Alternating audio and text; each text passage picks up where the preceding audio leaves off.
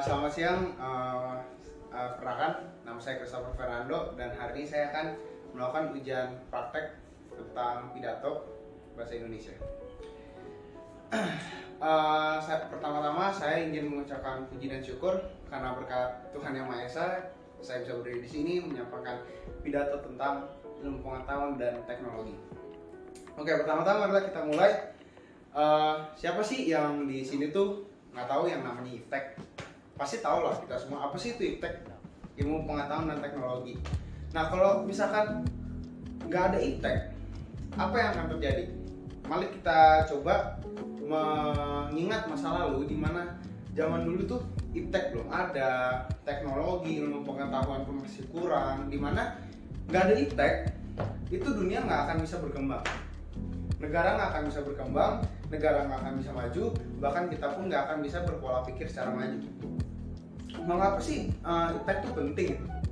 Dengan adanya iptek, sekarang tuh kita bisa berkomunikasi dengan orang lebih baik, lebih simple, semuanya dipermudah.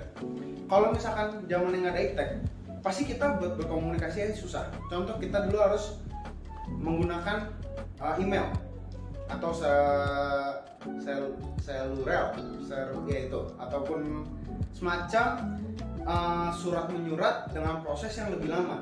Sedangkan dibandingkan dengan sekarang, kita cuma menggunakan aplikasi, menggunakan smartphone, kita tuh udah bisa chattingan dengan banyak orang, kita bisa berteman dengan banyak orang, kita bisa menggunakan sosial media. Kalau misalkan nggak ada iptek, kita pasti sampai sekarang tuh berkomunikasinya masih susah. Nggak mungkin nggak segampang sekarang gitu. Dan dengan adanya iptek, ekonomi pun bisa berkembang. Kita ambil contoh dulu, ekonomi dulu semua susah. Walaupun nggak sepenuhnya susah, cuman di masa-masa yang lebih susah daripada perekonomian sekarang pun ada. Dimana zaman dulu kita apa-apa kalau untuk membeli barang pun harus ke suatu tempat, mencari dari tempat pertama ke tempat kedua, ketiga, keempat, dan mencari apakah barang yang kita cari itu ada atau enggak. Sedangkan sekarang sosial media pun kita bisa gunakan untuk membeli barang apa yang kita mau. Kita bisa menggunakan e-commerce seperti Tokopedia, Shopee, dan lain-lain. Kita bisa menggunakan Instagram untuk mencari barang yang kita mau. Sedangkan waktu masa itu nggak ada yang namanya sosial media, nggak ada yang namanya e-commerce atau all-shop. Nah, disitulah dampak dari iptek yang kita lihat secara ekonomi. Lalu secara finansial kenegaraan pun itu pasti sangat berubah. Kenapa? Kita bisa menjalin hubungan internasional lebih baik karena dengan adanya iptek, di mana kita untuk berkunjung ke negara lain pun sudah menjadi lebih mudah karena kecanggihan teknologi dalam bidang transportasi. Gak hanya dalam contoh pesawat. Pesawat sekarang sudah sangat canggih, elektroniknya pun canggih, fasilitasnya pun bagus, transportasinya bagus, bandara pun bagus. Lalu dari mobil, zaman dulu mobil semua digunakan hanya dengan tenaga uap, tidak ada yang namanya dengan bahan bakar minyak, dan secara kelistrikan pun juga pada masa itu belum diterapkan kepada bidang transportasi mobil. Pada zaman sekarang, mobil sudah ada yang listrik, sudah ada yang hybrid atau bisa dikatakan dengan bahan bakar bensin dan juga listrik. Dan di mana dalam perkembangan iptek dalam bidang transportasi itu membantu kita untuk menjaga negara kita lebih baik, menghindari polusi udara, menghindari polusi suara. Karena dengan adanya mobil listrik itu tidak mengeluarkan suara sama sekali, karena itu sangat-sangat tenang karena tidak ada suara mesin. Maka itu dengan adanya transportasi listrik pun itu sangat membantu kita untuk menjaga semua pencemaran yang sudah terjadi di negara kita, terutama pencemaran udara di negara kita pun sangat tinggi, dan negara kita pun juga termasuk negara yang paling terpopulasi udaranya di antara semua negara yang ada di dunia ini.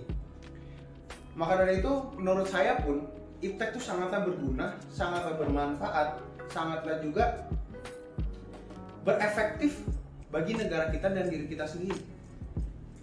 Dan saya selaku pelajar pun merasakan apa yang namanya iptek. Dengan adanya iptek saya bisa mencari jawaban di internet. Dengan adanya iptek saya bisa mencari ilmu pengetahuan yang tidak tentu saya dapatkan di sekolah.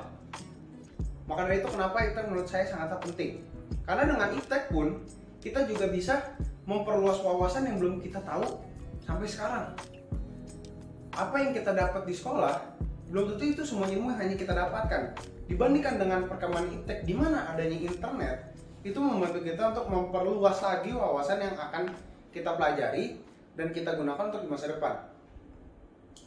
Lalu dengan adanya iptek pun, kita bisa mengetahui berita lebih cepat. Karena semua berita bisa dari sosial media, dari website berita, dari penyiaran berita pun juga sudah lebih cepat pada masa sekarang. Dibandingkan masa itu, masa lalu kita hanya menggunakan koran untuk mengetahui berita apa yang sedang terjadi. Kita tidak tahu berita dari televisi secara cepat, kita tidak tahu berita dari sosial media karena pada masa itu tidak ada yang namanya sosial media. Maka dari itu, iptek pada masa ini sangat bermanfaat untuk saya pun, untuk bagi semua orang. Karena semua hal dalam bidang ekonomi, pendidikan, transportasi semua sudah dipengaruhi dengan iptek. Maka dari itu, kita pun juga sebagai manusia harus bisa memanfaatkan iptek tersebut untuk dikembangkan lebih baik dan bermanfaat bagi kita semua. Walaupun memang di dalam bidang iptek itu tidak semuanya baik, ada hal buruknya. Contoh, dalam bidang internet, banyak anak-anak kalangan di bawah umur, rata-rata di bawah mungkin 17 tahun ke bawah, sudah mengakses internet terlalu luas untuk melihat hal yang tidak senonoh, atau contoh pornografi, di mana internet itu merupakan suatu hal yang luas dan internet merupakan salah satu perkembangan iptek, di mana internet sangatlah luas dan bisa diakses semua orang. Maka dari itu kita sebagai pengguna harus bisa memanfaatkan dengan baik, dan sebagai peran orang tua yang mengawasi anak-anaknya juga harus berperan dengan baik agar tahu apa yang anak itu sedang lihat melalui smartphone mereka, internet mereka, ataupun sosial media. Dan kita juga harus berhati-hati karena internet itu luas, banyak sekali orang-orang yang jahat untuk yang ingin mengakses data-data pribadi, atau bisa dikatakan menghack data-data kita untuk digunakan dan dimanfaatkan dalam hal yang buruk. Oke, mungkin sekian dari saya tentang pidato ilmu pengetahuan dan teknologi. Semoga pidato yang saya berikan dapat bermanfaat dan dapat berguna bagi semua, dan dapat berguna bagi kita di masa depan nanti. Sekian dan terima kasih.